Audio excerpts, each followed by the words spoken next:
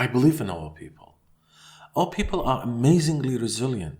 A nation that has survived the fall of Nineveh, of Babylon, and all those massacres and genocides that can survive this too.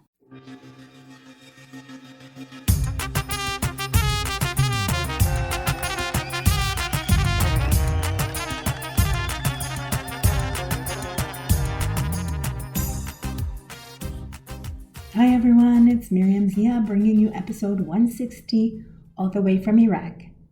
Most of you know me as one of the returnees, one of those living in diaspora who has moved back to the homeland. Well, today I'm interviewing yet another returnee, Nineb Lamassu. Nineb Lamassu is a household name by now. I had heard of Nineb much before I had met him, and with such varying opinions of him floating around, I was very eager and curious to meet him personally. Nineb's love for the Syriac language, his life as a refugee, and the culture shock he experienced as an immigrant in New Zealand inspired him early on to compose poetry as a mechanism to cope with his struggles.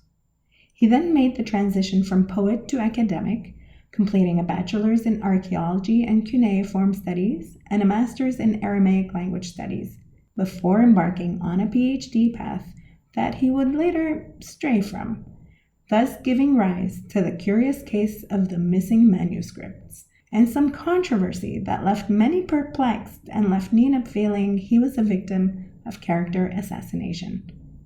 Taking the path less traveled, Nineb returned to Iraq in 2018 to be able to help his people more directly. Taking part in the Iraqi federal elections, he had hoped he would make a more positive impact with his work. Since then, Nineb still lives in Iraq and dedicates his time to peace-building efforts. Before we get to this week's interview, I want to remind you to make sure you subscribe to the podcast and rate and review it wherever you listen to it. Also, if you know someone who should be on the podcast, please reach out to us. You can find out more information about nominating future guests on our website. This episode is sponsored by the Ushana Partners, a husband and wife real estate team. Are you considering purchasing or selling a home in Arizona or California? John and Rita are available to help make your next real estate decision into a seamless transaction. Contact the Ushanas at 209-968-9519. Get to know them a bit more by checking out their website, theushanapartners.com. And now, here is Nineb Lamassu.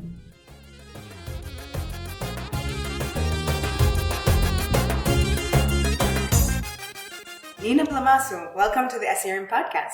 Well, Mariam, thank you for having me. It's a pleasure to be here and be part of this Assyrian podcast. And I'm looking forward to this conversation. Well, me too, actually. A lot. I've been waiting for it for so long. I'm so glad we finally got together. Yeah. Before we started recording our conversation, we were talking about Dere and Komane, and you were telling me about some childhood memories that you had. You were born in Kirkuk, right? Yeah, I was born in Kirkuk. My family is one of the very oldest families that settled in Kirkuk. My dad in Kirkuk was known as Gagu Maslawi or Gagu Toma because he was born in Mosul, the west bank of Mosul, Al-Ayman. That's the old part. Mosul al-Taqta. My mom's family came from Habbaniya. So eventually they met each other, got married. 7 years love story. 7 years? 7 years. Was your mom's family refusing to give her to twice, and on the third time it got a bit tribal. My paternal grandfather is from a certain tribe, my maternal grandfather from another. And on the third time, he said, I'm not giving my daughter to anyone from that tribe. Paternal grandfather was very adamant to keep on asking for her hand if my dad really indeed did love her. Mm-hmm. But on that occasion, he said, well, you're not my son if you don't elope with her. What? And my dad was looking for an excuse, so yeah. So then they eloped? They eloped, yeah, after 7 years of a love story. I've never heard of a parent actually encouraging his son to Never did. He was totally against it. His father said, no, if you do love her indeed, we will ask for her hand 1,000 times. You get refused 1,000 times, we'll ask for her hand another 1,000 times until we get her out of the door, not out of the window. Think of this phrase in Assyrian. I'm literally translating it. And upon going on the third time, my maternal godfather said that, then that's where it got tribal. Yeah. No, how dare he say that? Yeah. Go and elope with her, yeah. Assyrian stubbornness, I guess, had a role to play. It did, yeah. So, born and raised in Kirkuk, and then Deir Komane. In 86, we fled Iraq. 85, we moved to Dora for about a year. In Baghdad, yeah. And from there, we fled to Iran. My mom's side, her paternal cousins are found in Komane, and to some degree also Deir. So we fled to Komane, and from Komane, they helped us find people to help us flee to Iran, where we walked in the mountains for like 17 days, I think it was. What was happening at that time in the country that made you and your family flee? There were political tensions. Certain people were politically targeted for their political tendencies, and also there was the army. For example, my eldest brother had just turned 18, where he was called for conscription. So that was another part of it. So we fled to, it was about 10 days, maybe a little bit more. First we went to Derigne. From Derigne we went to what was called Maqar al-Awwal, first compound of the Iraqi opposition on the Zab River. Crossing the Zab was an ordeal itself. So all of this was on foot? All foot, and mules, actually. Mules, wow. But crossing the Zab, that was really an ordeal, an image that I can never forget. And then once they interrogated us, all those that had fled at the first compound of the Iraqi opposition, then we embarked on walking the mountains all the way to Zewa, which is a village in Iran on the Iraqi border, and from there took us to Urmiya interrogations, from Urmiya to Khoy, which is near Salamas, from Khoy to Varamin, nearer to Tehran. From Varamin, they took us to Jahroum. Who's they? The Iranian officials, to the extreme south, really. And then in Jahroum, they weren't just Assyrian refugees. So you had what they called Tabi'iyya, those Shiite Iraqi citizens whom were accused of not being Iraqis but Iranians living in Iraq. Mm-hmm. So they were deported. And those who were deported lived, a great deal of them, in Jahroum refugee camp. So it was Musarde, Yeah. And naturally the Assyrians wanted to celebrate, and then a small conflict occurred, and then it grew. So the officials, the Assyrians complained to the officials, said, okay, these are our rituals and rites, and so costumes, and we need to be able to practice them. And if this occurs every time we practice them, then move us to another refugee camp where it's just us. Right. And they did just that. They moved us back to Varamin, which is nearer to Tehran. And that was all Assyrians. My maternal grandmother is from Ormi, where her sisters and brothers were still in there. It's one of the very known, renowned Assyrian families in Iran, not on the level of the Assyrians only, on the level of Iran as a state, the Darash family. So we lived with our uncles there in Tehran. They added their own touch to what we already had as a family when we moved there, culturally, philosophically, politically, and I think I would say they played a big part in much of my outlooks on life, to be honest. What about your experience in the refugee camp? Would you say that also impacted a little bit of who you've become?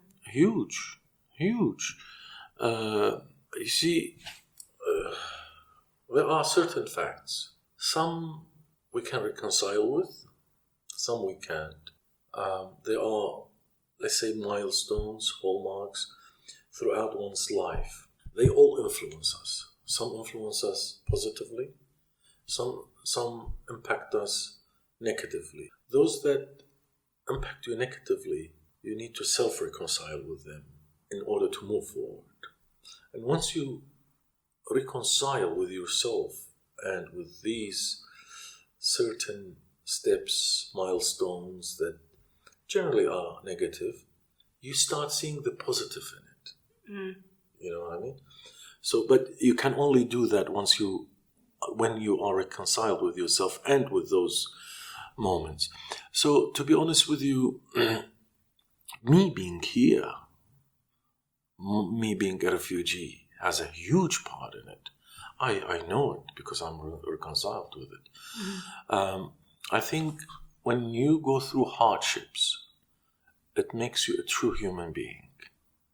You've read Khalil Gibran? Yeah. So Khalil Gibran, for example, you can't enjoy and feel and indulge in happiness if you have not felt sorrow, mm-hmm. real sorrow, mm-hmm. deep sorrow. Mm-hmm. Nor can you appreciate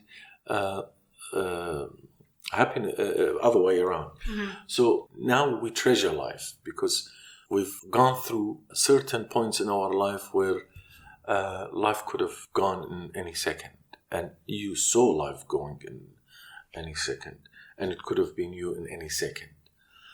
So you start appreciating it. But in refugee camps, I think the hardships are known, but I want to focus on some positive aspects, which demonstrates the strength and resilience of our people. Mm. Yeah.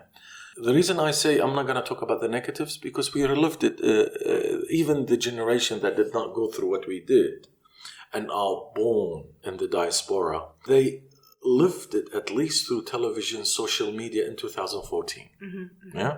So they know what it takes to be living in camps, in tents, and hard conditions. But let me focus on the positive aspects. In Varamin, once the refugee camp was all us, a certain group of very dedicated individuals converted a tent. They dressed it in white bedding sheets, okay, like inside, and a makeshift altar. I see. So we had a church to hold morning and evening prayers. During the day, some of these dedicated individuals started teaching Assyrian. For example, Rabita Yulia, now she's in London. There were some that taught mathematics in Assyrian. And Nina, my sister, for example, taught English and French. French? Yeah. Where did she learn French? Nina was mad about French. We had, both of my parents' side, we are Assyrians of the Chaldean Church. Grew up as Chaldean by faith. Mm-hmm. So some of my dad's cousins from Dohok, Semele, and Hijirgi would come and serve the military in Kirkuk, so they would stay with us. Some of them studied in the seminary in Mosul. Mm. So Nina capitalized on that, and she started getting them to teach her French. So she taught French and English, and there was Assyrian language and mathematics. These are things I remember. So you are a refugee. You don't have a sugar to have your tea with. So you start using raisins, and then all of a sudden raisins stop. Mm. You don't have good, clean drinking water. You are living in tents. Some of you are lucky. There was a small hall with 3 bedrooms and a very small, like a kitchen area, almost like 1 by 1 or 2 by 2 max. And 4x4, 3 rooms, each 4x4 stemming out of that. Each of these 4x4 rooms is a family. And Wow. this 2x2, those that were lucky that were not in tents, this 2x2 was like a kitchen, So if you had 8 family members, 4x4 is your room. If you were just a husband and a wife, the 4x4 was your room. So can you imagine this was the best condition you were at? So in light of all these, there is no light in the end of the tunnel. You don't know if you go on back. The situation is improving in Iraq for you to go back and live a normal, dignified life, or you're going to make it to some country in the West. You don't know. It's vague. And these conditions, no money. Sometimes you are lucky, you get some family from abroad sending you money for you to sustain and maintain your livelihood. But at the same time, you build a church, not just for praying, but for teaching the language and providing needed skills, language skills, for potential countries that you could make it to. So French and English were seen, for example. English, of course, it's... You being from Montreal, you wouldn't like Watch it. what you're about to say. Lingua. Let's take it. Lingua franca. You wouldn't like it as a French-speaking Canadian, but yeah. So, and then you have the lingua franca, and with the English. So that was that to me. That's why when people feel this immense despair, when, for example, these last elections, I don't. I believe in our people. Our people are amazingly resilient. A nation that has survived the fall of Nineveh, of Babylon, and all those massacres and genocides that can survive this too. Because we're talking about the Iraqi federal elections. 2021. So, as you know, you hear, you feel, you see that a lot of people feel despair. But no, our people are resilient. We must believe in our people, because our people have constantly proven to us that there is nothing that they cannot overcome. I'm a strong believer in that, an advocate for that. But you don't need to spoon feed them. They're also smart. Let's not underestimate our people. Sometimes, if we have intellectuals, I think we suffer from what I like, well, it's not my term, it's Antonio Gramsci's, organic intellectuals. So Lenin said, petit bourgeois. Oui. We have petty intellectuals, much sadly. So some of our petty intellectuals underestimate how clever, smart our people are. Don't spoon feed them. Show them the facts, and they are able to choose what is right. So indirectly, you are leading them to the right path, but not spoon feeding them. So the refugee camp really made me believe strongly that it made me a better human being. It made me to really feel empathy. As human beings, empathy is a natural. We are born with empathy. It's in our nature. Absolutely. It's not, for example, toxic masculinism. You're not born with it. It develops. It develops. Society, the environment you live in. It toxinates you. Okay, but empathy, no. You are born like you are born with your limbs.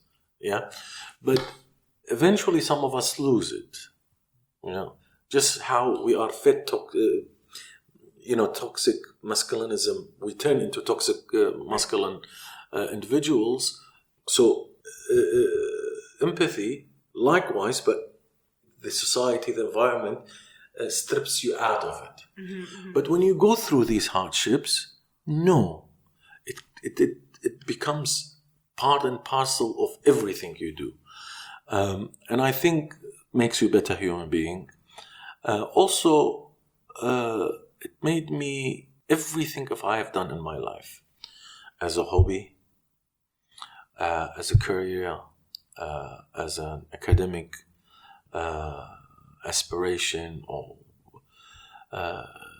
study, endeavor, whatever. I've always done it with the people in the refugee camps in front of my eyes. I always try to do what I do with that in mind. So how can I help that not from occurring again? So it has actually played a huge part in me. It's not just that, also is the collective memory. When we were kids in Iraq, we would do our homeworks, and as a child, straight away, there was a condition at home that you do your homeworks, you prepare, then you can watch TV, cartoons. So, very eager to watch cartoons. We would do our homework, done and dusted, all ready for tomorrow, so we can watch Grenadier. I was mad about Grenadier. Grenadier, my God, I was mad about Grenadier. So I would turn Grenadier on, or Papero, or whatever it was, Sandy Bell. And Sandy Bell. Does that ring a bell in Canada? It rings a bell. Yeah. Sandy Bell, Suzuki, Papero. So if my his dad's cousins, like the elder ones that actually lived the genocide and the Somali massacre, would come to us, my dad would have us switch the television off, sit us in front of them and ask them to tell us all about this. So, as a kid, it's no longer the person narrating their own survival testimonies, but it becomes you. So that formed a lot of what I became, and the refugee camp, it played a very important part. So how many years were you in the refugee camp? In the refugee camp, I think Shara, Mat Mariam, I think has a Shara and a Dukhrana. Yeah, I think Shara is in August. Shara Mat Mariam, because it was about August 86. And then I think we made it, we fled to Iran. And in 1991, we made it to New Zealand. Yeah, so about 4 or 5 years. Yeah. Well, so quite a long time before you finally made it to New Zealand. Yeah, some stayed even longer, poor souls, yeah. When you arrived in New Zealand, what was it like for you? That's where I started writing poetry. It was a cultural shock, really, to say the least, because when we arrived, despite having been taught English by my sister, but my sister, whose English was through my father. My father was in English, very Oxfordian, hello, how are you? Yeah. And, but you come to New Zealand, half of what they say you can't understand. Right, the accent. The accent. And then my parents put me in St. Patrick's High School, which was a private Catholic. This is where the Chaldean part comes in. So Catholic school, lovely school it was, lovely teachers, but I found it difficult. We had just arrived. We were trying to build our family, our livelihood, furniture, car. Just getting your bearings, really. Exactly. And then having this strayed away into high school from not having any prior education, other than the church tent makeshift in Iran. It was, it's very difficult to catch up. That was a challenge. And then bullying was another, because the Desert Storm happened. The coalition American attack on Iraq, on I say Iraq under Saddam. Mm-hmm. And you're constantly bullied because you are from Iraq. Your natural way of retaliating, being an Iraqi, is punch them back. Oh, and then, no. Yeah, and then you or headbutt them, and then you end up going to the teachers. They are articulate. They can articulate themselves. You end up in the wrong. So that was, I was a kid, but now I would approach things non-violently through non-violent communication, non-violent approaches, where I can mitigate the situation and have the other person understand why their behavior is affecting me negatively and how we could find a middle way to communicate. But, I was a teenager, young. So, and coming from Iraq, so that got me really in a bad, and I also started working after school where I used to deliver newspapers. And at that age, really, I ended up buying the furniture for the house. We didn't have any couches. With your newspaper delivery salary? Yeah. Wow. Yeah, so I did a lot. Actually, not just that. After there was a car dealer, so I would deliver the newspapers, come to the car dealer, wash and polish the cars, and go home and study. Also, I remember at one particular day for our English class, we had to read Lord of the Flies. Yeah. And you are given a few essay questions, and you had to write what do you think, analyze really. I've read it maybe thrice, and it was like over my head. I couldn't understand it. I was getting frustrated. It was too difficult of a language for me. My mind was not. I was not composed because of all these situations. On top of that, my uncle passed away here in Kirkuk, and his family fled to Turkey, and we had to help them come to New Zealand. So all these things, you're not settled really as a family, as an individual, and yet you are to perform. But I found it difficult. So I remember it was in Wellington. In that particular room, I wrote my first poem, and I still remember a few lines of it. It's كل دنيا كمجلول تروختا لتجا وقاتي دكتقني يختا. All this wide, vast world, but yet I don't have one single place to feel comfort or to rest in. So that just describes the situation the state I was in. Yeah. So it was very difficult. And then my aunts had moved to Australia in the 60s and all, because Australia wanted to boost its population and had offered citizenship to those who worked with the British as technocrats and what have you during their mandate in Iraq and later on.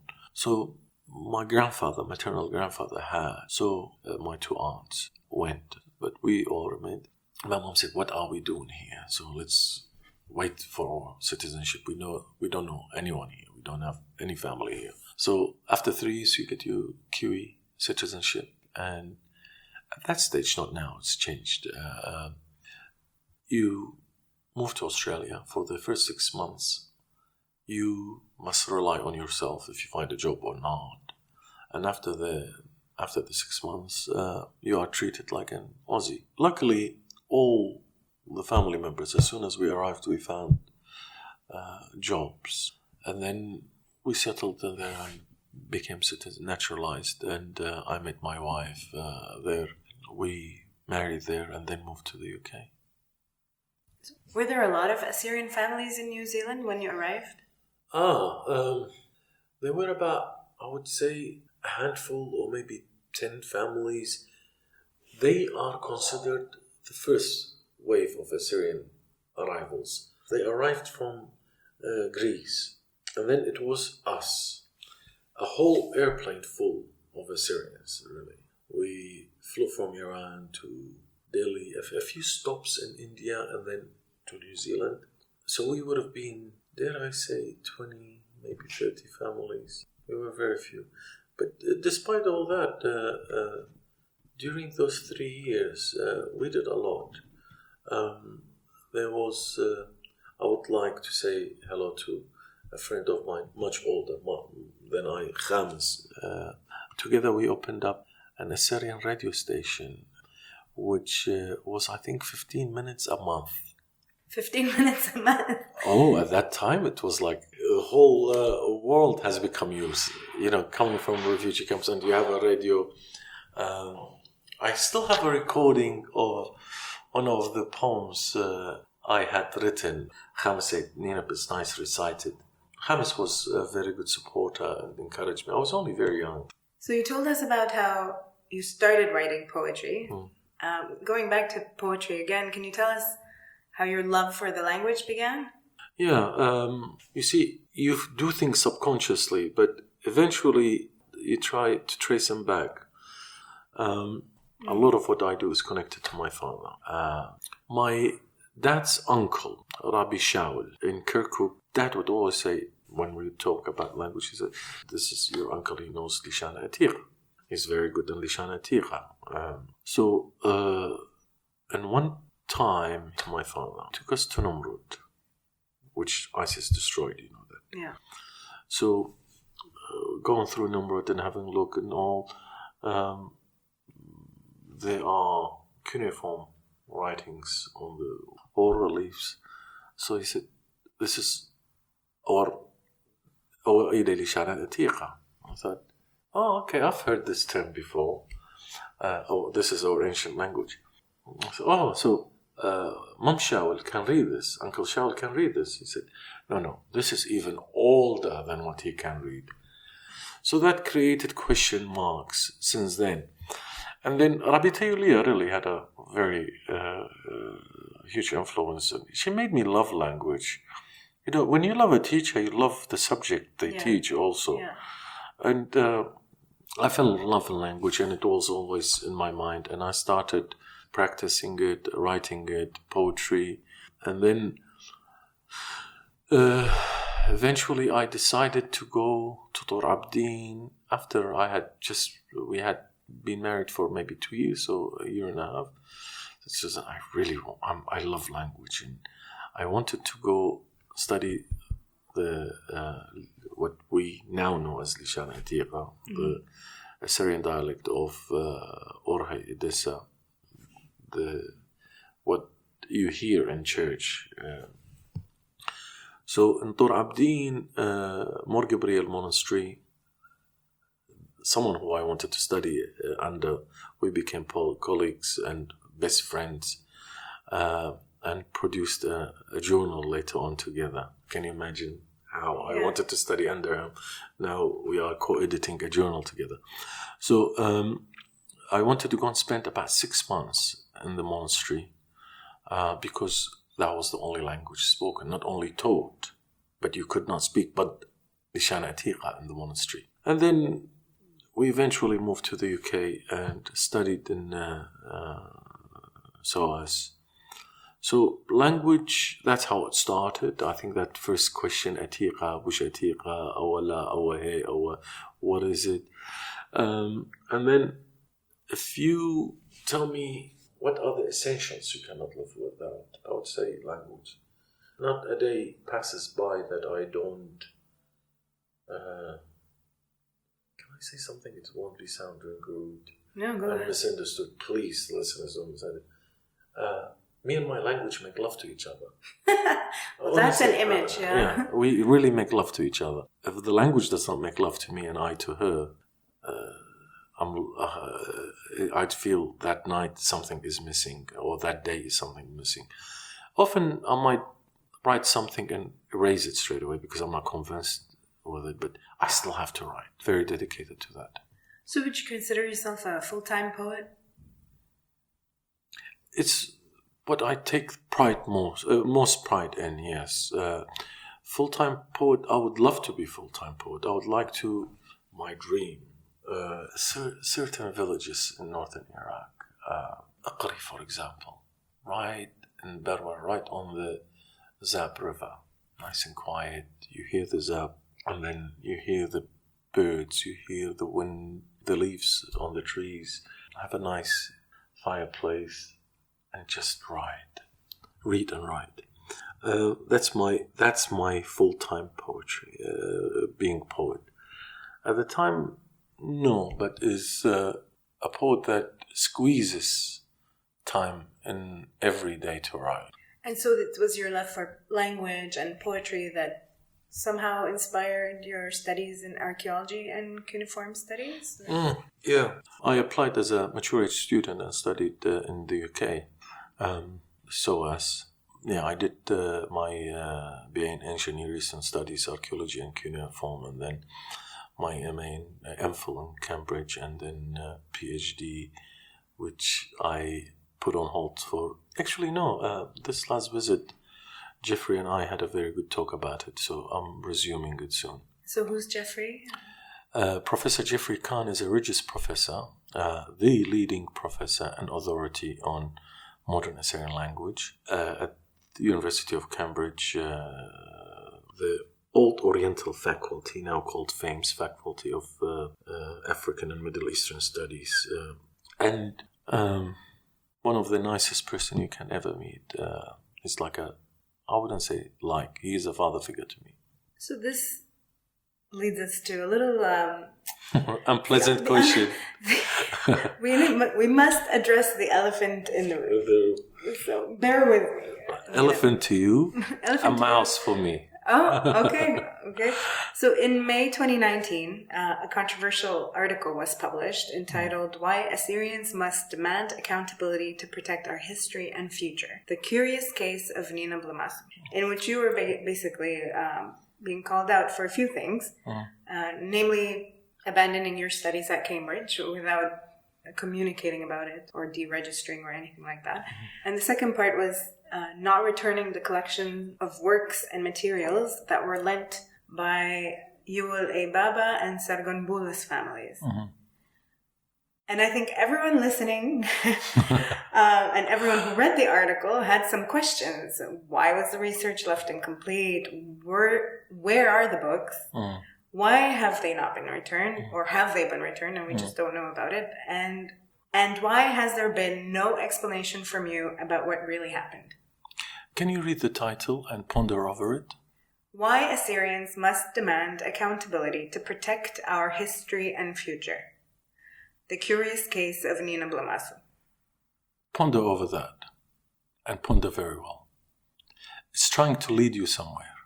It's trying to get you to think about certain things, about certain people in a certain way that they want you to think. First of all, I'm not the first to go through certain phases that find it difficult to put my academic studies on hold.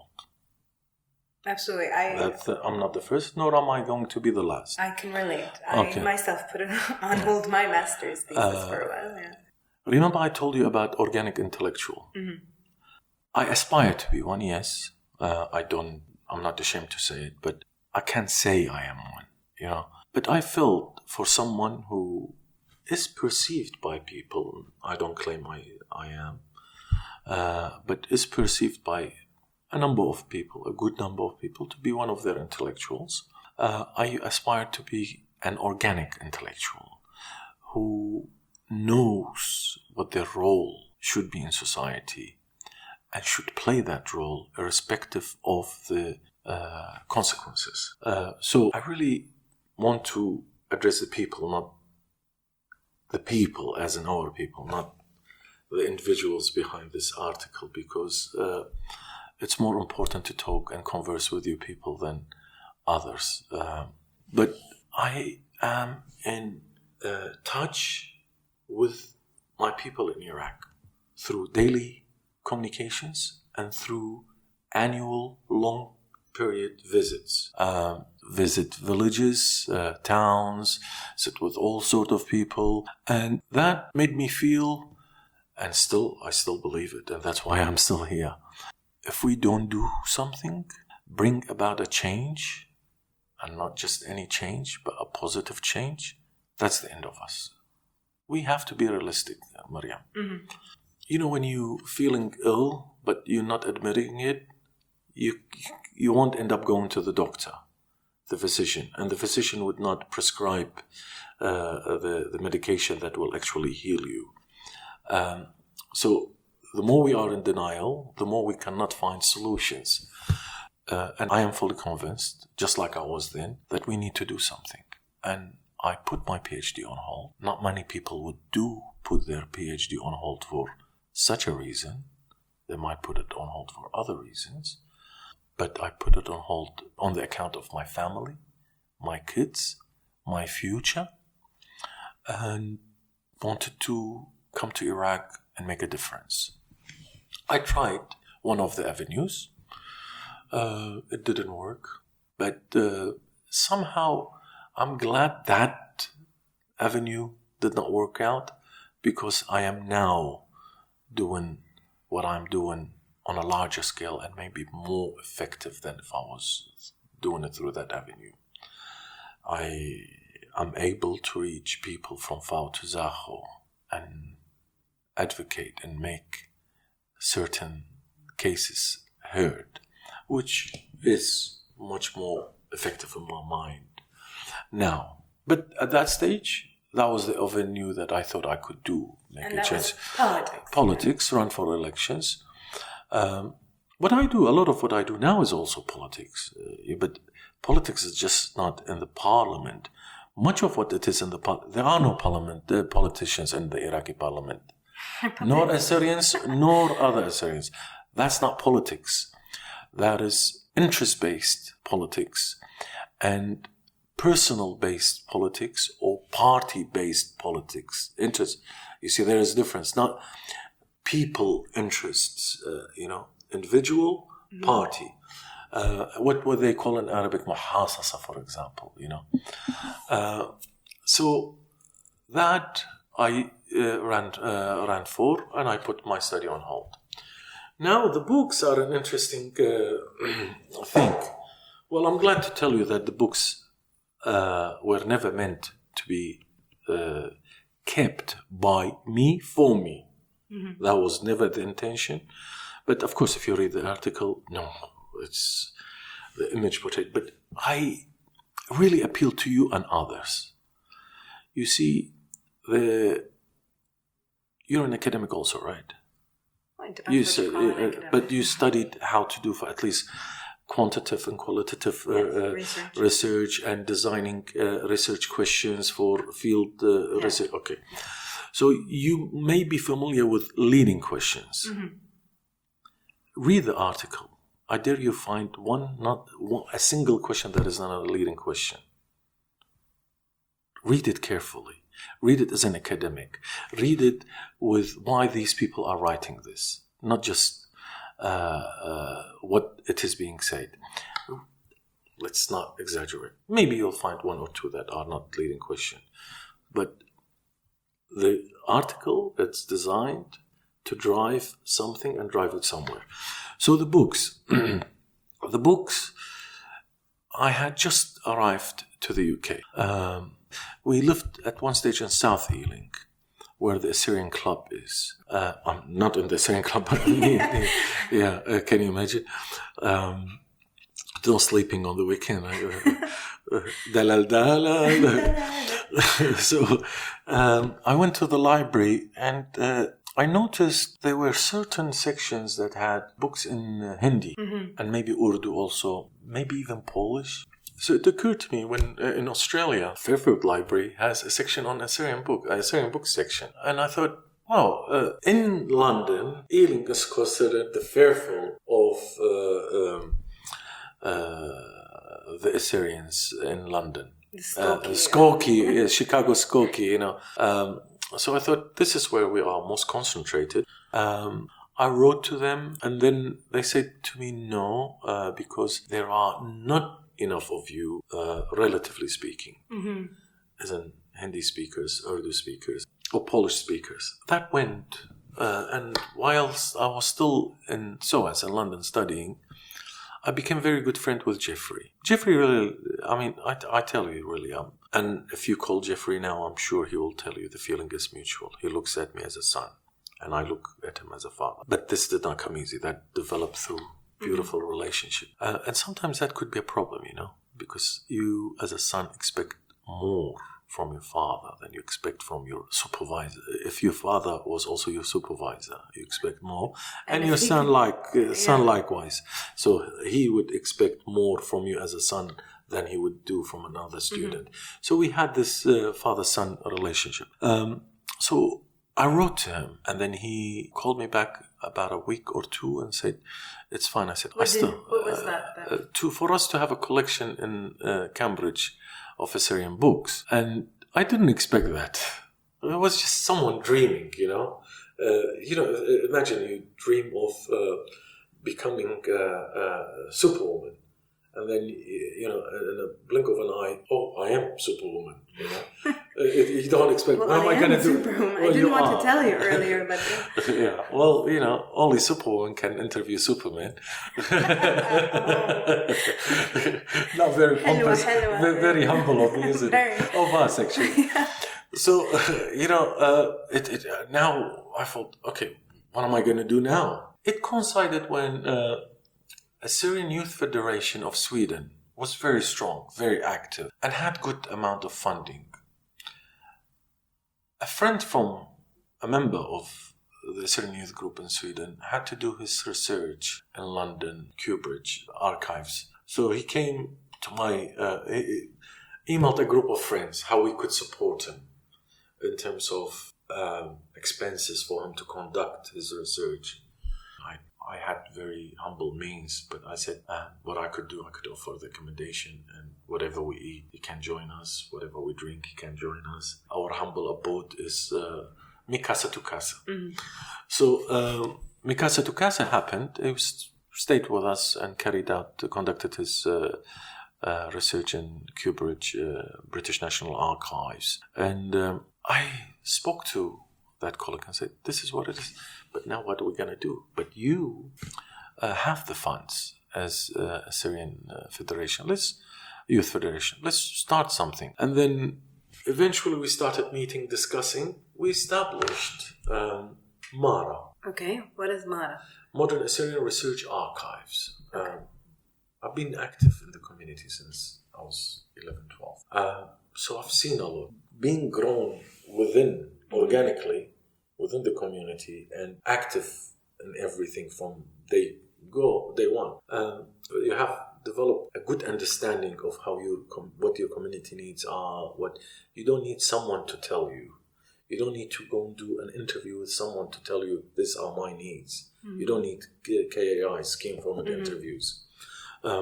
You are a key informant yourself. Yeah.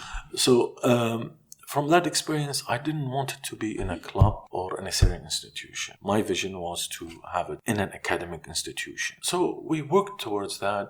We took good strides, and I collected a lot of stuff, recordings and stuff. A lot of my colleagues did. Thomas Isik did a wonderful job. And then it got at a stage they wanted to have it in an Assyrian club.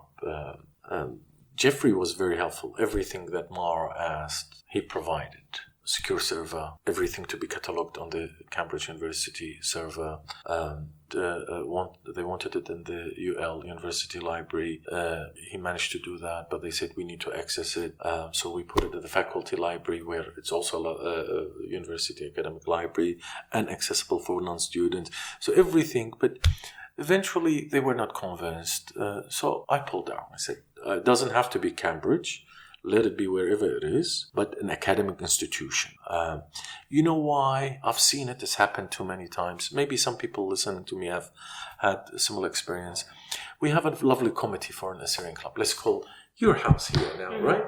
Let's call it the Mariam Assyrian Cultural Center, which has me, you, the people who wrote the article, others who are very keen of having an archive, a library in Mariam Cultural Center. We are the committee. Yeah. And there are members. 5 years down the track, the members voted us out, or maybe we left.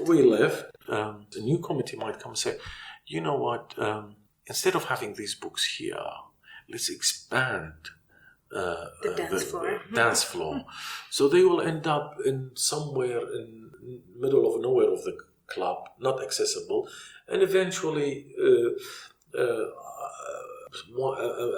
another member would be cleaning there or something, helping out, volunteering, and say, oh, this is a nice book, takes it home and never returns, and the other does that, and the whole collection disappears. I ask the writers of this article to ask themselves about the ASUC, Assyrian Society of UK Books. But so I didn't want that to happen. I wanted somewhere in an institution where academics could make use of it, write about us, Assyrian students studying there.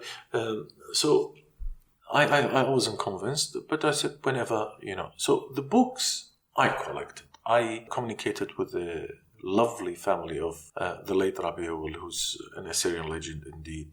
And then I found the funds to ship them all to the UK, to Cambridge University, not my personal address. And then eventually with the family of Sargonpolos, they shipped the family of Sargonpolos, they 2 books really. I don't know, maybe 3, but no more. But they said there is more that they would send and donate to Mara. So Mara delayed this process of not knowing where they do. Mara Foundation, they established in Sweden later on. What to do with the books. They still don't know what to do with the books. But that left me in a limbo. I mean, what do we do with these books? Because now there was a split in where these books should go. They wanted it in a club, and then eventually they got convinced after I had pulled out from the committee. But, I am still on good terms with them until now. But I expected their answers to be much better than what they answered in this article. That I have to register. But I think they got convinced to put it in an institution, and I think they're still searching. But that still searching of theirs left me in a limbo. We were there. Cambridge offered everything that they wanted. At one stage, Fadi Dawood from Canada, you know that. You know Fadi Dawood from Toronto? Unfortunately, I don't. Yeah, he's a lovely guy, academic really. Did his PhD at SOAS on early modern history of Iraq, especially Semel and the Levis, and lovely guy. Oh, interesting. Yeah, lovely guy. So he also became part of Mara, and then he was the focal point in Mara communicating with Cambridge. You can ask him, because at the last phase it was him. Everything he wanted, Jeffrey didn't say no. Until Jeffrey got to a stage, they don't want it. So he got cooled off. He said, Nineb, this was your aspiration. This was your dream. I wanted to do it, but just forget about it. Let's concentrate on the language.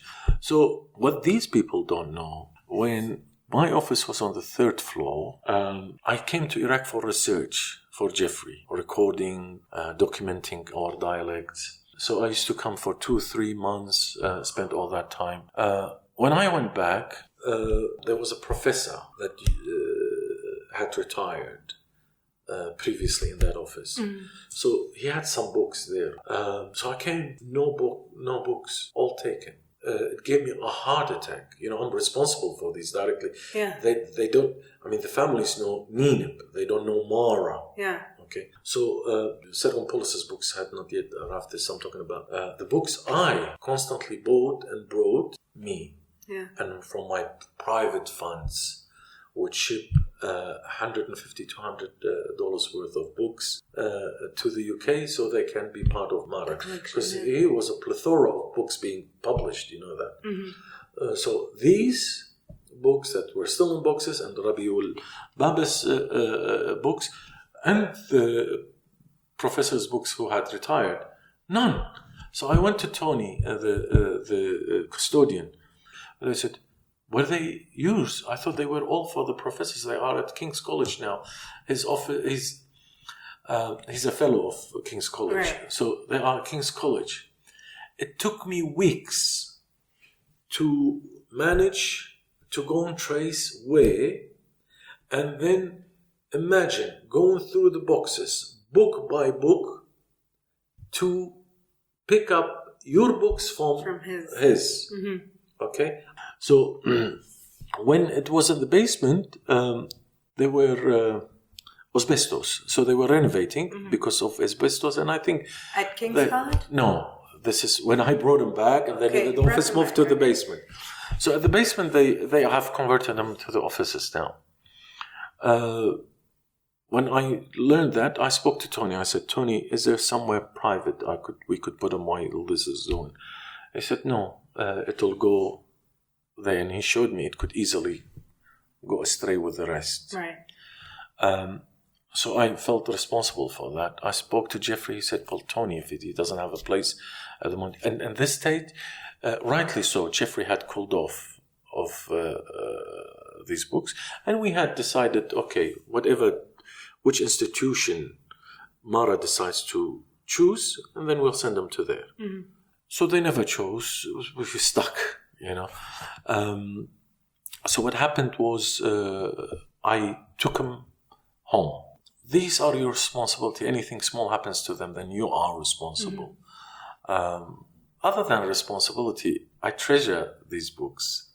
I have a dream for them to be in an institution where they are being utilized and made use of. So you constantly, on eggshells. So keep moving them from one area to an area so it's not accessible to your toddler. Until this article came out, I cannot take him to Cambridge, and I have people writing about me that I have stolen them. Had the families ever reached out to you to ask you? Apparently, yes. But to be honest with you, I had not seen any, but I don't doubt them. They're both lovely families. At one stage, I was really busy being on the field and stuff. I have experience of you not yeah. So sometimes I overmiss emails, and sometimes are emails that could be as important as these. But for that, I really wholeheartedly like to apologize to the two families. So in the middle of this situation, a very kind person that read these articles and very little experience of working with me, contacted me and said, Nineb, what's the story? I mean, that's not what I know of you. See the difference? There are some friends that worked with me, didn't even contact me, just took to believe this. This person may be like shlama, but they are sincere. So I said, I can tell you because I know you don't have any stake in this. Mm-hmm. This is what happens. Okay, do you want to return them? I said, yeah, the only reason I had not yet contacted the family to return them back because I wanted to see what Mara wanted to do with them, and they kept me in a limbo. So I said, okay, do, but under one condition. I don't want anyone to know but me and you. She said, why? I said, go read the articles and tell me if it's in the people who wrote the articles' interest for this book to come to return or not. And we communicated and said, okay, I can see that. What do you mean that it may not be in their interest? I said, but it is in our interest. I want them somewhere good, either with the families or the universities. So once word has it that we are returning the books to their rightful owners, rather than putting them in an academic institution, there are some people that, سيادنوني قمية هرشانة. You know that term? Yeah. Fishing in polluted water, or seeking to fish and catching a fish in a polluted water. So I thought they would ruin this too, because I feel there are certain groups that really don't care about what happens to the books, but they care about bringing Nineb down as much as they can. Not just Nineb, by the way. I'm not special, huh? Anyone who's opposing the de facto now, offering an alternative, or it is not an agreement with you. It's beautiful to have different points of opinion, but it's not healthy to attack each other below the belt because we are of different opinion. Anyway, so I told that person that, and through her we returned the books. Okay. And I'm glad to say they are not in an academic institution, but they are in a place no less than that. And I'm proud to say where they are. They went to the Assyrian Cultural Center of Chicago, which used to be the AUA Foundation, which is one of the best institutions we have. And it's led by some of the most wonderful people, dedicated with a good foresight of what should be done for this nation. Well, that's good news. Yeah. So the books found a home. Yeah, but I never replied, right? This is the first time. Not everything is about proving you are right. Not everything is about winning. Sometimes losing is winning. On a short term, I lost. I lost some people that really believed in me, trusted me, but I didn't mind. Why? Because I know myself. I know what I'm doing. I know I sleep comfortably, and I know these people are genuine, sincere. So I know in the short period, I might lose them. But in the long run, they're clever enough, sincere enough, and they are avid followers of Assyrian current affairs. So everything will be clear to them. So this is the losing, which I didn't mind. The winning is... No, the great loss, not winning. There is no win and win. We can't win and lose against each other. We are one. Mm-hmm. You know what I mean?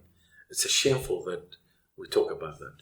But the great loss would have been if I engaged in this Byzantinian polemic or discussion, fruitless, vicious circle. It would have meant I would have replied, and they would have replied.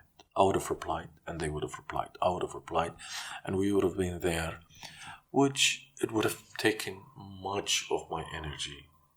And if I had any energy, I don't want to dedicate it to this. I want to dedicate it to the people, most affected communities on the ground, make a difference, not on cyberspace, virtual, but on the ground. Mm-hmm. That's where I wanted my energy.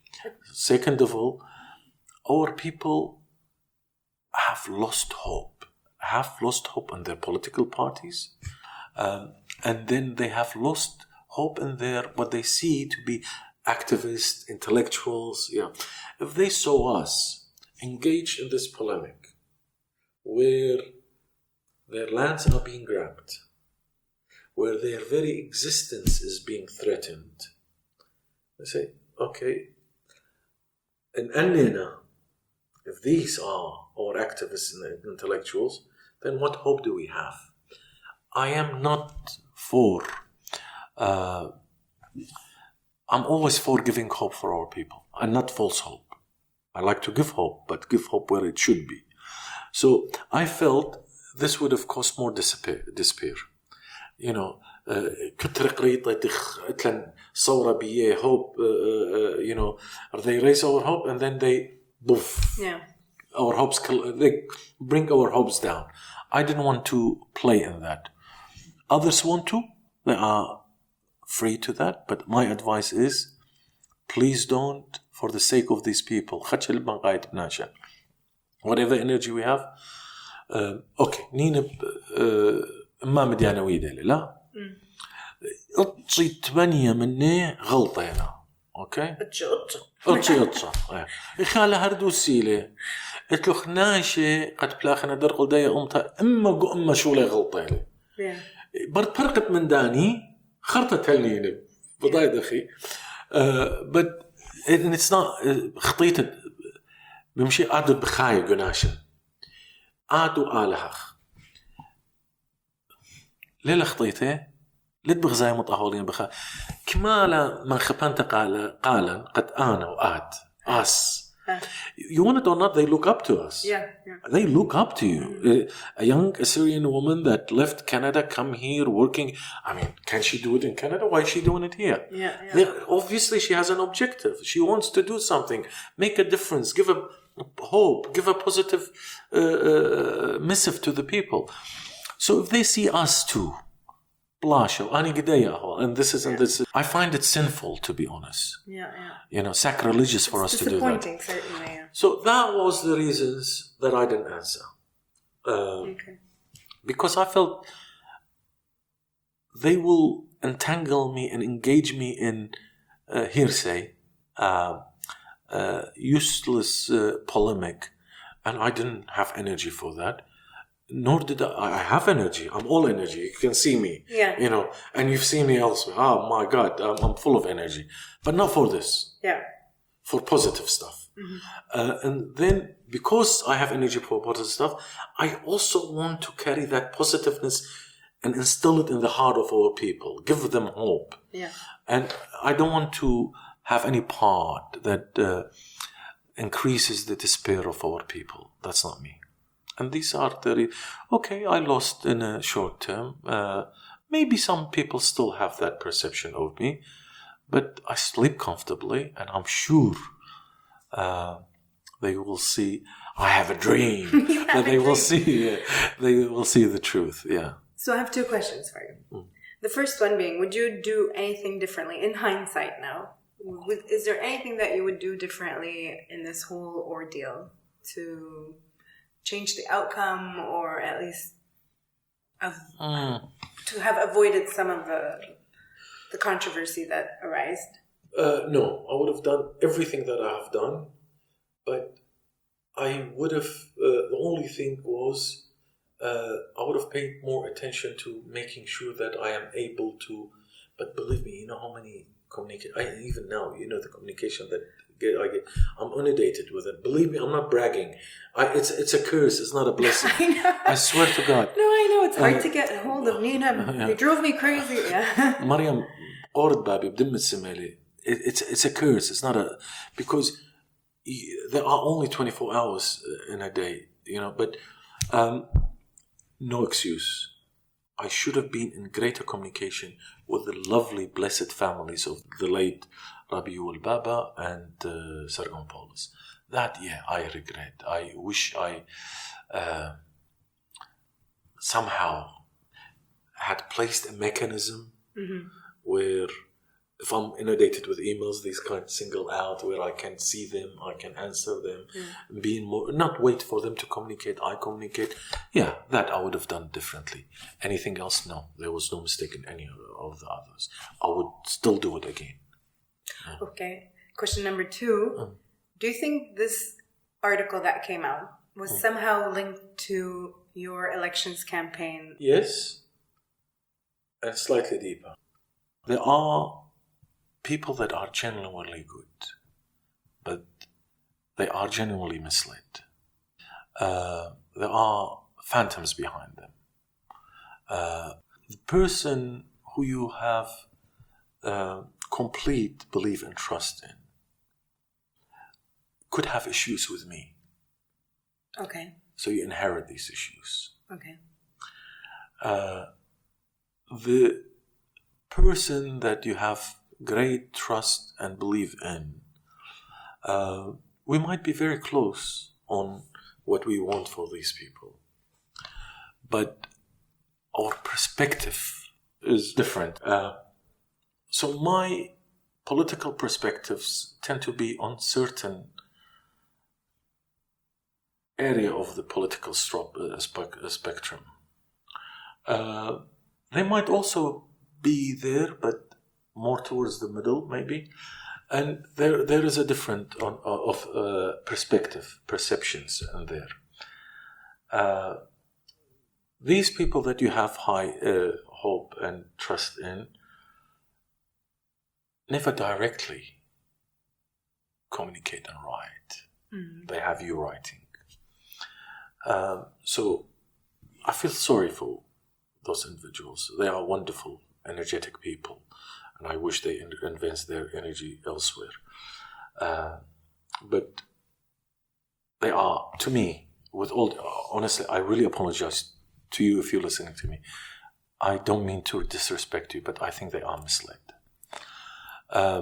The people behind them, we had a difference of opinion, not hate, at least not from my side. I never hate, I dislike. There is a huge difference, disliking and hating. Hate can only hurt you, not the other.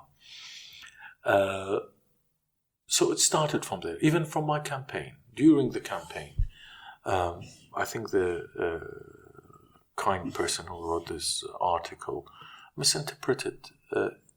Mine was very clear what I was saying, but could be intentional, could be misunderstanding, maybe not very good in Assyrian. So misinterpreted and wrote another article about Nineb is calling for that. No, I'm not calling for that. Another of their colleagues in a meeting in Chicago, private meeting discussing situation, took my words out of context and misinterpreted, and then made a big deal about it, because these are someone behind that they have trust in that is misleading them. And then when we did the Ashurbanipal exhibition, okay, what happened there? These people wanted to protest, came to protest, called for protest, organized protest, did not turn up themselves. Others wrote, I'd say this is a difference, yeah? When you think people first. Another person who's also has a finger in this article wrote to the British Museum. That day what we did was, it wasn't the first time that I organized something like that. In a few years before Babylon exhibition, I also organized that. But no, this time was huge. The whole day we occupied British Museum. Yeah, I saw that. Total occupation. It was British Museum was Assyrians. Yeah. Whole day, and the name was Living Assyria. Yeah. We complain about these museums not recognizing that we are the legitimate heirs of our ancient foremothers and forefathers. I don't like forefathers. I should say foremothers only. Foremothers. I prefer that. Let's, equity in a sense. Foremothers. But that day they called it Living Assyria. And that didn't come out of the blue, by the way. That took a lot of work. And there were other kind people that helped, and together we organized that. Rachel Pagbas, Hannibal Georgis, Hannibal Georgis, I think it is Georgis, the Assyrian composer. So we organized that day, and another person who she wrote an email to, and much to her dismay, I have a copy of everything, of what she communicated with the British Museum. But they don't know I have a very, very good relationship with the British Museum, which goes back when I used to study at SOAS. So they communicated with me privately and said, this is what has happened. At the time, I could have released these and exposed these people. But where is the hope in that? I would have lost the British Museum. Not me. I don't care if I lose them. But all people, their perception of us would have been zilch, zero. Yeah. If they had any hope, if we had any hope of organizing something similar or less in the future at the British Museum, would have been highly jeopardized. Mm-hmm. Because they communicated with me privately based on the trust, mutual trust that we have between us, that established through years, right? So I would betray that trust. And then we will try to have this thing that I told you we should avoid, where, the few active Assyrians, being them intellectuals or activists, are at each other's head, like Paul McCartney's song "Little Boys Bickering." I didn't want to be a little bickering boy, so I didn't do it for the greater good, the greater interest.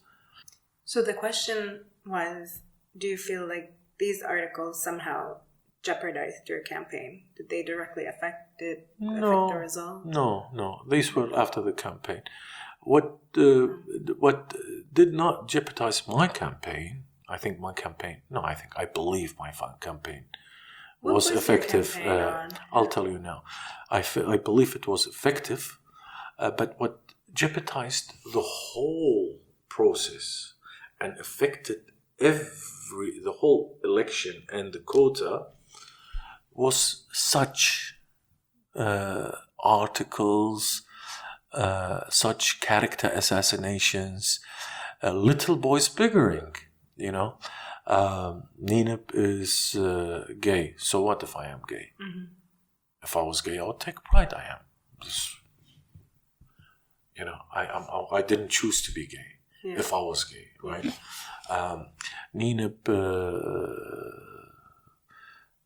I don't know, there's so many things that say about me that I've lost count. And then about others, one after, one against. Throughout the campaign, I didn't answer anything. But I think many people would agree the cannons were headed, directed at me the most, but others also suffered a great deal out of this cheap form. They think it's campaigning, but it's not really. It's character assassination. I don't know what to call it really. There must be a better term to call it than character. Defamation. Defamation, indeed, but it's not just slandering. Maybe that's it. But character assassination is defamation, more or less. But slander people, try to attack their sisters. They see honor in my sister. Honor is not in my sister and my mother, my daughter, my wife. Honor is what I think, what I stand for. Mm-hmm. Okay, that's where you measure my honor. Mm-hmm. Not by not by my sister's genitals, or my mom's genitals, my wife's genitals, or my daughter's genitals. Mm-hmm. Mm-hmm. Honor is not in the genitals, and not certainly in women's genitals only.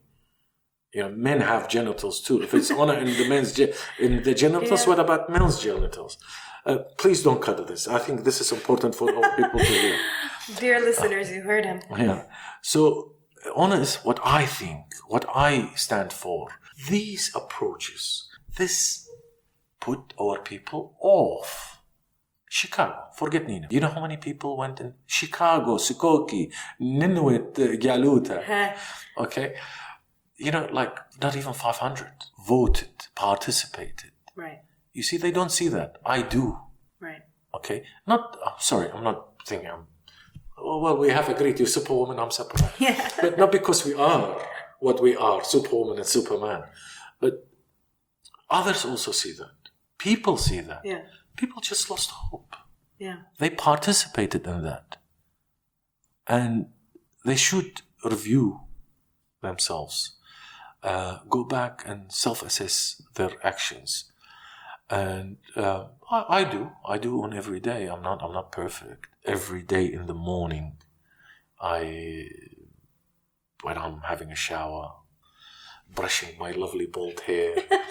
Yes, it's growing. It is growing. Shave, yeah. No, I don't shave it. I just brush it. Okay. Tony Curtis haircut. Do you know Tony Curtis? It's a bit before your time. Not a bit, a lot. Mine too, but. So let's leave jokes. I dope sometimes. So what I wanted to say is we really need to, and we need to be giving hope, not empty hopes, but certainly not participate in our people losing more hope. We cannot afford, or people cannot afford that. Right. So I think this did not affect my campaign. but affected community participation in the electoral I see. in the elections, because people lost hope. What my campaign was for was very simple. I think if you go back to my campaign, I touched on a lot of things. Not my words, but other people whom I see as intellectuals, organic intellectuals, tell me that for the first time they saw real campaign in the Assyrian community. I had PowerPoint presentations. I had points that I campaigned for example, a platform. My platform is A, B, C, D.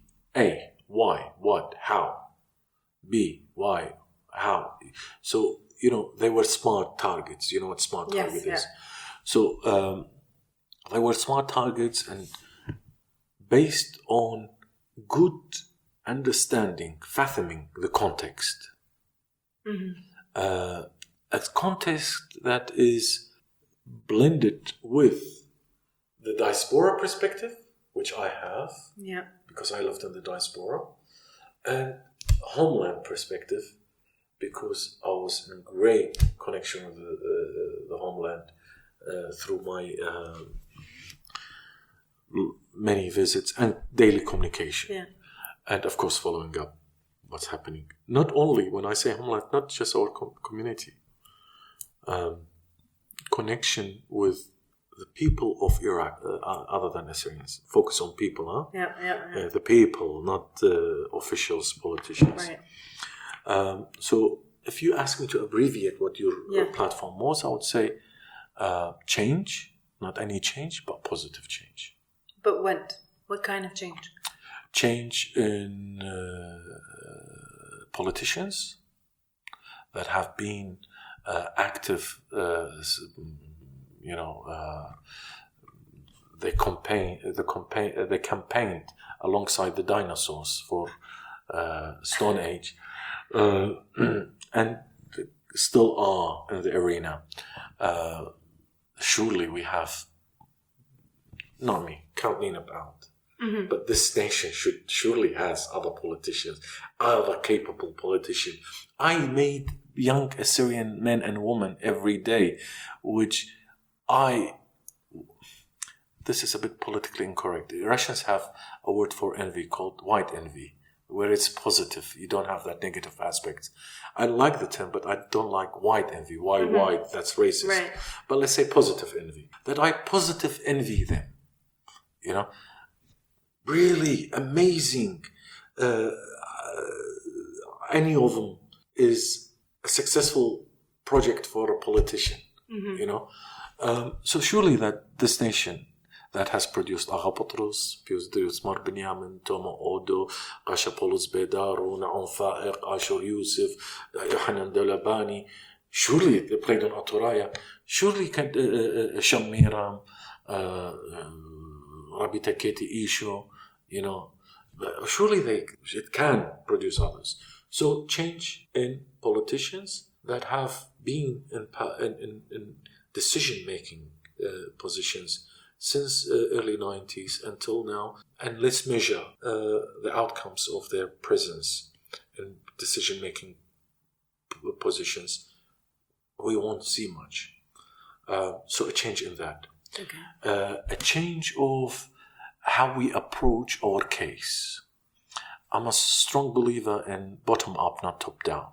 Right. Grassroots. That was one. A change in really how you deal with the politicians in here, in the KRG, and in federal Iraq. What do you demand, how you demand it, and how resolved you should be.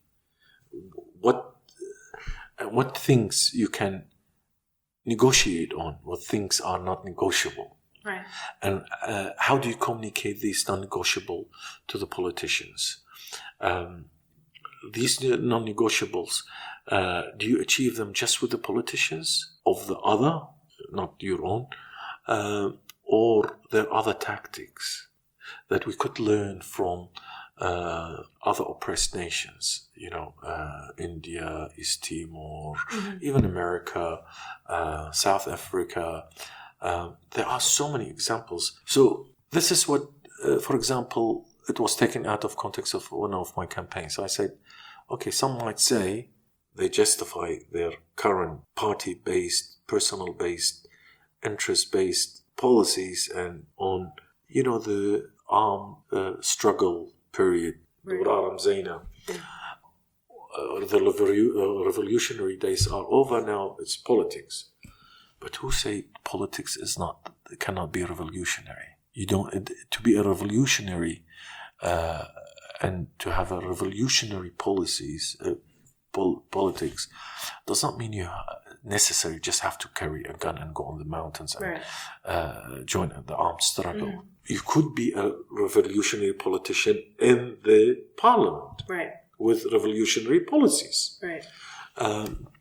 So that was taken. Nineb is saying there is no longer revolutionary. Revolution is belittling the armed struggle that those that sacrifice themselves through the armed struggle. But I called for revolutionary politics. So revolutionary politics, does it mean we can only work on revolutionary politics in the parliament, or much of it is also on the street? Okay. And how do you do it on the street? Who do you align with?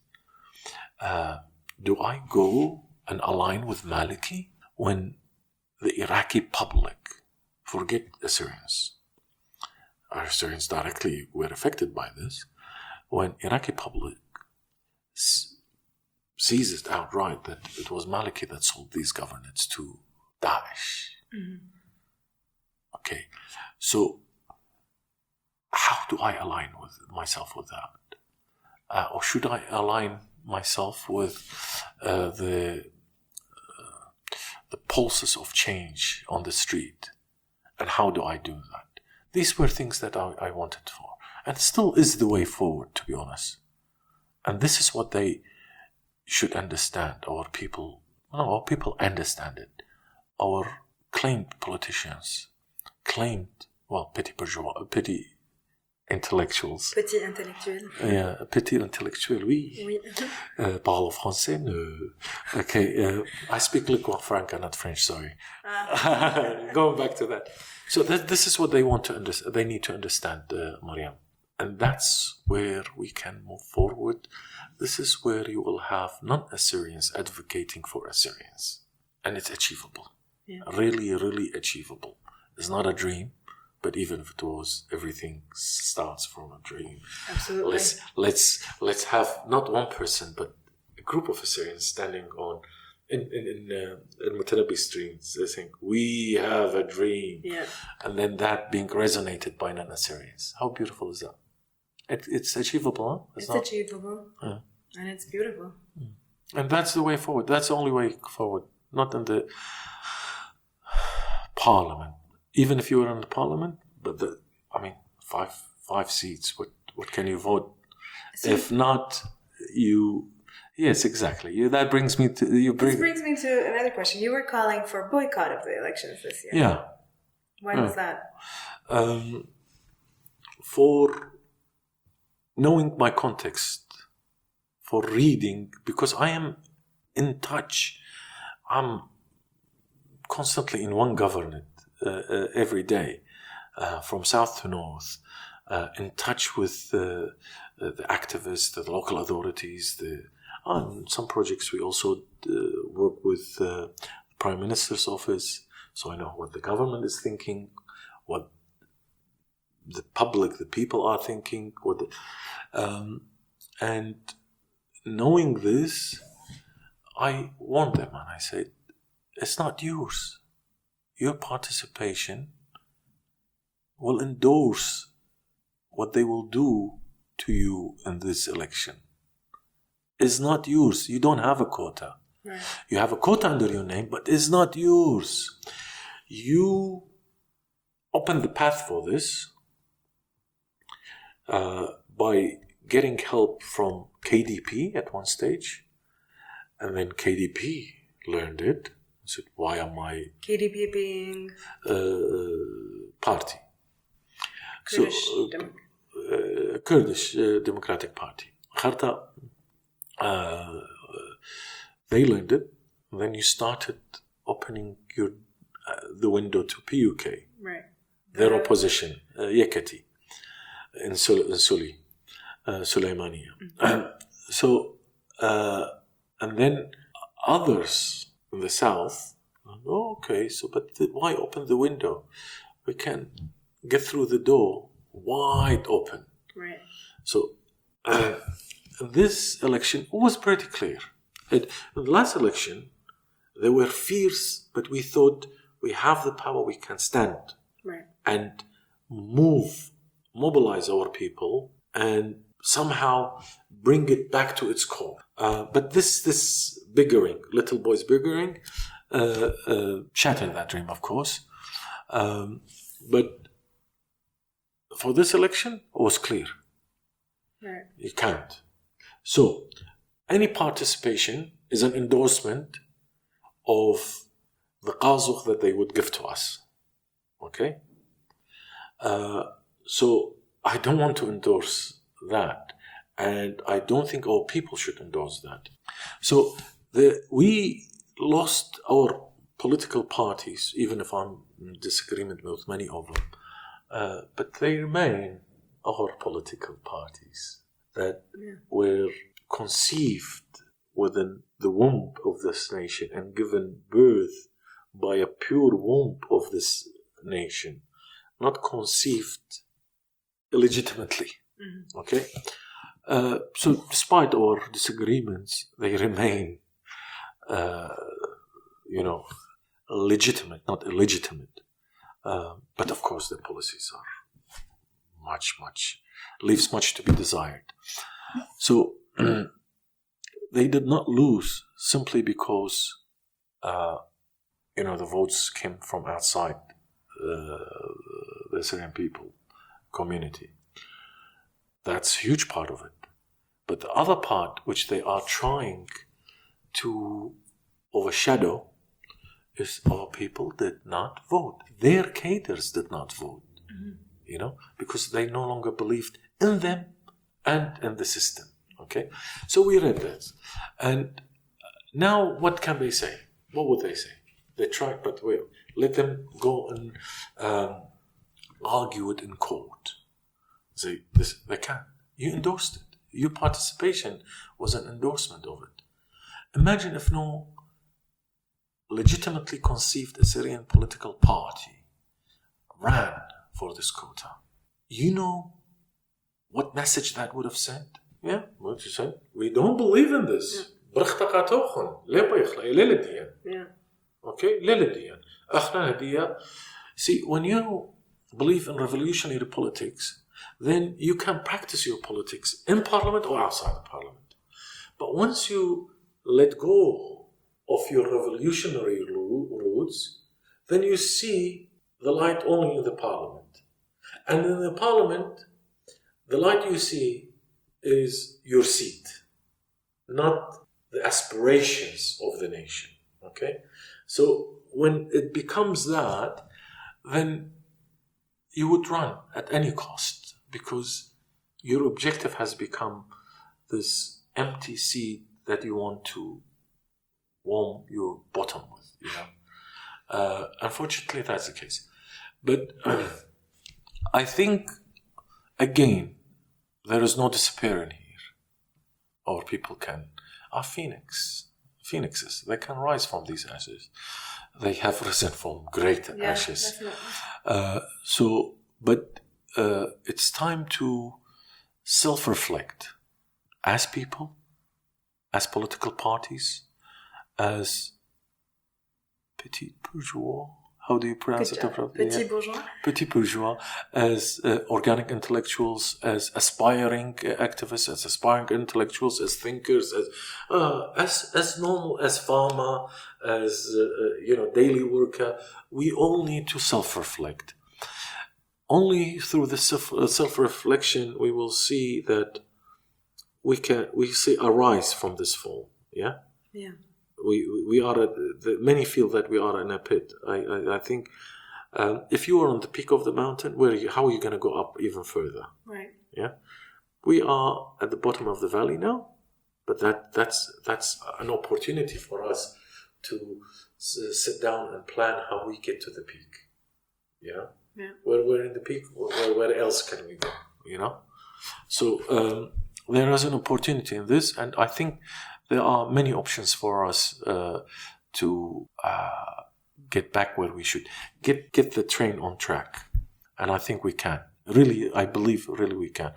But it will need self-reflection, reviewing what we have done as individuals, as groups, and I really see hope, Mariam. I really do. I'm not just trying to, make false hope, create false hope because I think our people need it at this time. No, in fact, I see greater hope now than ever since '91. That's incredible. Why do you see greater hope now? Just because of this fall, or has there been something in the air? Has there been a change that you're seeing? Because now there is an opportunity to create change and create alternatives, because those people that were opposing changes and alternatives have no choice now. They have been cornered. They now have to come to the game of the people. Really start listening to the people. When you start listening to your people, you have two choices. You either change or remain as you are, and if you remain as you are marginalized and then eventually rotten out and disintegrate. And I don't think anyone would wish that for themselves. I highly doubt that anyone would want that. So they would have to change. And I think also gives opportunity, not for Nineb. Nineb is gone, but for young men and women, new faces. Or gives us opportunity to capacitate and empower our youth and women through UNCSR's 1325 and 2250, Youth, Peace and Security, Women, Peace and Security. What does this mean? How do you implement this? How build a Syrian civil society. We don't have a civil society. Right. Okay. We need to focus on building a Syrian civil society, empower our youth and women, and create young, new blood alternatives. It's not important that I have to be belonging to a political party for me to run for it. You, Mariam, can run for elections. Why not? In fact, I think you stand better chance now. So believe me. An idea now. Yeah. Well, hopefully, I like to see that. So, and I'm not, paying you lip service here. Really, it is truly. I would like to see young men and women such as yourself actually, politically participating. So I think we have 4 years. 4 years in the life of a nation is nothing. We have an opportunity for 4 years to self-reflect and create good alternatives, and I think good alternatives would be, one, we focus on building a Syrian civil society. 2, we focus on capacitating our youth and women, preferably youth of both genders, and focus on youth, but both genders, and create alternatives out of these and have them run for elections, but not necessarily elections, but if they want to, yes, but capacitate them and have them politically participating. They can make a change. We need a new blood. See, our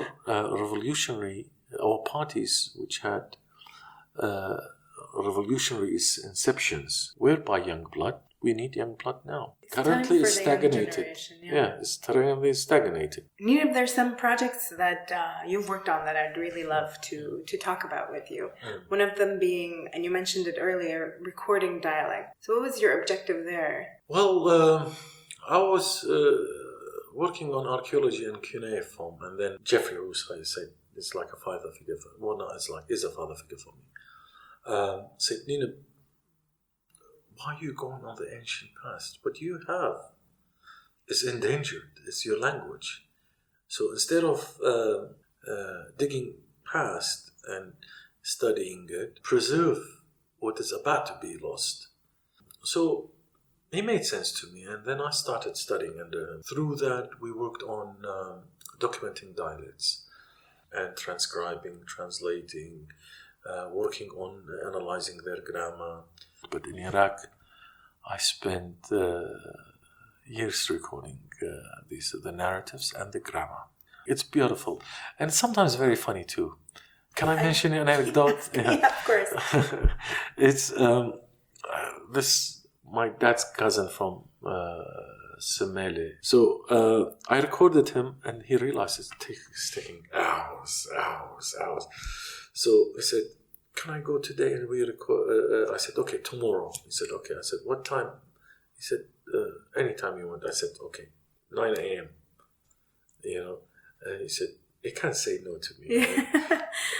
I'm a lovable person, but also the blood relation. Yeah. So he said, "Okay." I called him the next day. He said, "Wallah, Barmamo, cousin, I'm not here. I'm in Sorka. I'm watering my orchard." And I said, "Okay, I'll come to you." He said, "No, but I'm busy watering." I said, "Yeah, but you're not going to water all day." Yeah. He said, "Oh, so you're coming?" I said, "Yes." I went there. So what it was, I have the question. This is now the grammatical questionnaire. I have a list of grammatical questions, which could be monotonous. For example, went, gone, going. Right. So all the tenses, all the... So conjugations of a verbal root. It's a little bit complicated. So what I do, I have the questions there, the mic, the Zoom recorder there, and I'll ask and he answers, and then I get the question. So after a while, he gets the habit of, I'll say, "How do you say," not to influence his dialect, I'll ask him in English or Kurdish or Arabic, any language he speaks other than Assyrian. So because if I was to say, "How do you say ta?" He might not say hiya because I say ta. He might say ta. So just to avoid that, I'll say, "How do you say wara? How do you say ta'al? How do you say gal? Come?" In any language, but not no. So he would answer or she would answer, and so on. Gone, ta, come, tile, hele, went, zille, and so on. Yeah. So it becomes automatic. At one stage, I kept on asking, and there was no answer. I'm asking, no answer. I look up, he's snoring. That must have been very loud. So I wanted that intentionally, because when I transcribed it, that section, I could not stop laughing, because he can't. All of a sudden, I'm asking, he's answering, asking, he's answering, asking, he's not answering, and then starts slowly builds up to a nice orchestra of snores. The poor guy. Yeah, so you have some. There are many beautiful anecdotes in there. Jeffrey has some too. Actually, he shares in his lectures also. So, how many dialects are you guys recording? Wow, I recorded a lot of dialects personally with Jeffrey a lot, and other research students and fellows of Jeffrey have, and him also. I can mention the ones I have done: Saad, Barwa, Shaglawa, Armota. I've recorded Ankawa. I've done Saranai. I've done Oromijnai of Caucasia. I've done a lot of recording of certain Diare dialects. That there are Diare is not one. No, there are many uniform dialect. Yeah. You have Diarechtet, Diareleta, and within that you have, for example, Diareleta, Saraspido don't speak like Waltawai. Right. Yeah, and Waltawai do not speak like Tiltammar, مثلا, the Diare of Jammat Malik Ismail, for example, in Jamba, Malik Ismail, which is in Tiltammar, they would say Eidi, Basha. Right. Walter would say Edie, not Edie. Didi, not Didi. But they still say Besha. Right. Whereas Saraspido, no. Batha, Edie. They both Diarra later, you see? Yeah. And Diarra later also has this sub-dialects. And Jilu also. I've recorded a lot of Jilu. Gawar. My grandma's from Gawar. Gawar, yeah. Yedla Jilu and Dabra Gawar. All Jiluai and Translate Gawarnaya. that, yeah. All Jiluai and Gawarnaya have intermarriages. Yeah. So you have also, I've recorded a lot of Salamas. What is that? Salamas, a lot of people consider it Urmi, but Salamas is separate than Urmi. But it's in Iran because very much bordering Russia in a way. And Jilu, really. Yeah. They speak like Jiluai, more or less. And Gawilan also, enough other Urmi dialects for the Jeffrey's book, authoritative book on Urmi grammar. So, yeah, there are a lot of dialects. It's lovely. You learn so much by dialect.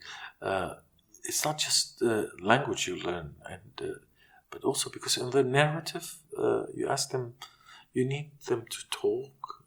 And so the grammar you documented comes out because you don't have text, right? You want to create text by them talking. So you find where they can talk about the most and in length. Yeah. So you start asking questions in there. So through that, you learn so much about our history, our culture, the massacres, the oppressions that we have got, and the bravery and how we have stood up. So there are so much you can learn from documenting language, really, that is not usually naturally perceived that it's connected with language. But through that, you get to know so much. That's very interesting. And will you be doing anything with the stories that you collected through recording dialects? I published Alawi Khlis, a stolen title collection, poetry of collection. That was all based on eyewitness testimonies that I documented through language on Semele, the genocide, and the Khabur, what happened in Khabur in 2014 in our district Ninue. So that was based all on these testimonies. For example, I can mention Nina, that's based on what I documented in Armenia, among the Assyrians in Armenia. On Sabthana Yutha in Canada, I documented it from an Assyrian lady from Khabur, that was their meaning vegetarianism, that poem, it's all about that. Lewich Achnan, it's about the testimony of my grandfather. And so on. I mean, this is what comes to mind. But that whole collection is based on these testimonies that I documented through language documentation. Interesting. So a whole collection of poems based on...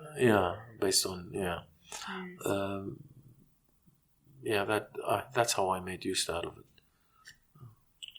Do you have a favorite poem that you've written, obviously? My written or others have written? That you have written. I think all my poems are favorite poems for me. I can't choose. It's like you can't choose between.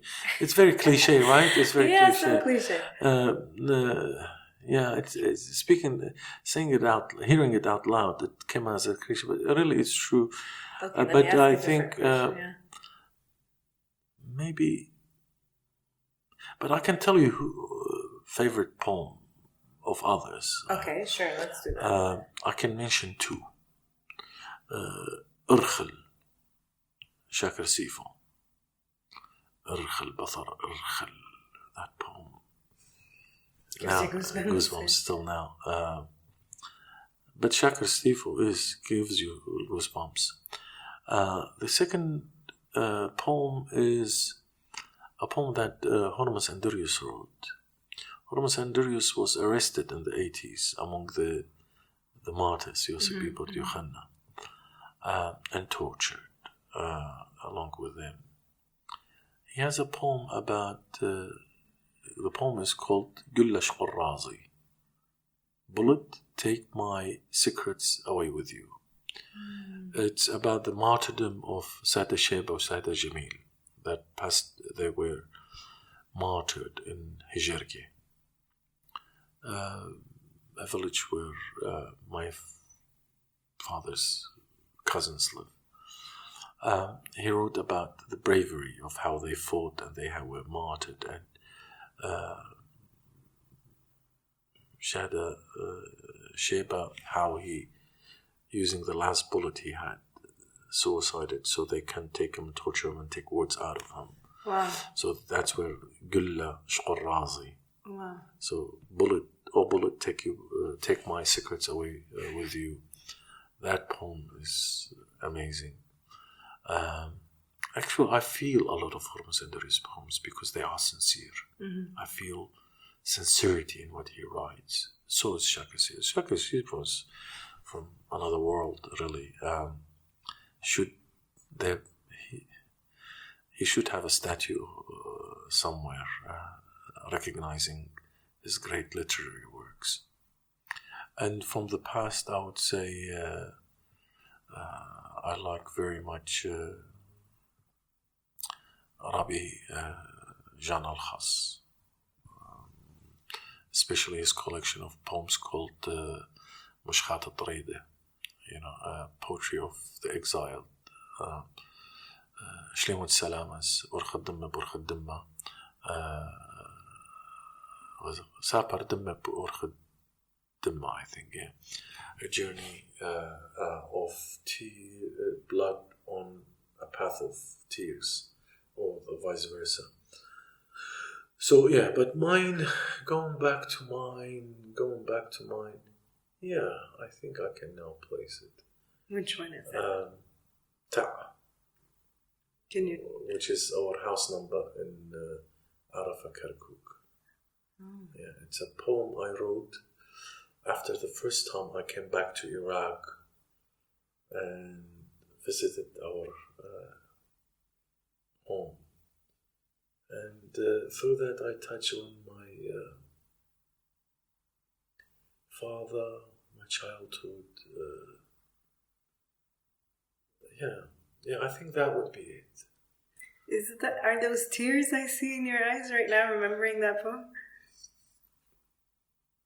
The things associated with that poem, yes. It's very close.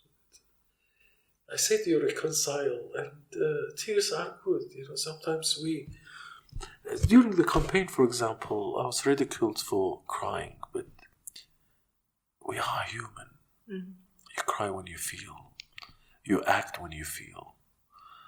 And you are moved to do good when you feel. So, yeah, they are.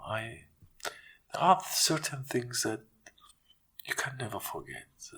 They live with you. They become you. You breathe them.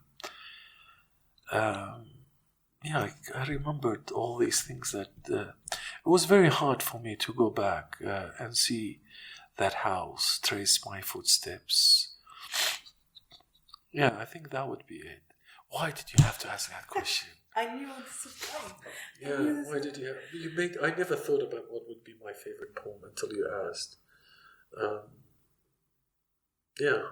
That's definitely it. Nineb, is there anything you want to leave our listeners with? Some food for thought? Last message? Yeah, I think at this stage the most important message is for our people is think critically, make decisions critically. Don't believe everything you read. Analyze what you read. Don't take decisions by emotions. Try to see the situation right. Emotionally, my family might have contributed to a particular institution or political party, but don't go by my family's always been this. Analyze things, make decisions correctly, participate politically. If you are in the West, participate politically. I wouldn't say penetrate, but I'm not saying penetrate isn't like sneaky, but get into politics in the country you are, and try to do good, positive changes in the country that you are, while benefiting your people in the country you are and in the homeland. And for the homeland, people in the homeland, yes, especially the youth, get involved in Iraqi civil society. The lessons learned from there, create an Assyrian civil society that does not exist, build the capacities of the youth on 2250, which is Youth, Peace and Security, UN Security Council Resolution 2250, build their capacities on men and women, on UNCSR 1325, which is Women, Peace and Security, how these youth are force of change, political participation, and these women can be a force for change and by politically participating. So I think the message is think critically, make decisions critically, don't rush in your decisions, don't make them on emotions, get involved politically, and create a Syrian civil society by getting into Iraqi civil society and bringing those lessons learned and emulating them in the Assyrian community. I think these are very important things. Yes, they definitely are. Nineb, we've laughed, we've cried. Thank you so much for this conversation. No, thank you for having me, and thank you for أنا جوزة دير كمان رابط بسيني. Yeah. Those listening are missing out on this, I think. Yeah. Some fresh walnuts from the villages of Sapna. Yeah. Talk to you soon, Nineb. Yeah, and to definitely. our listeners, we'll talk to you soon as well. Thank you all.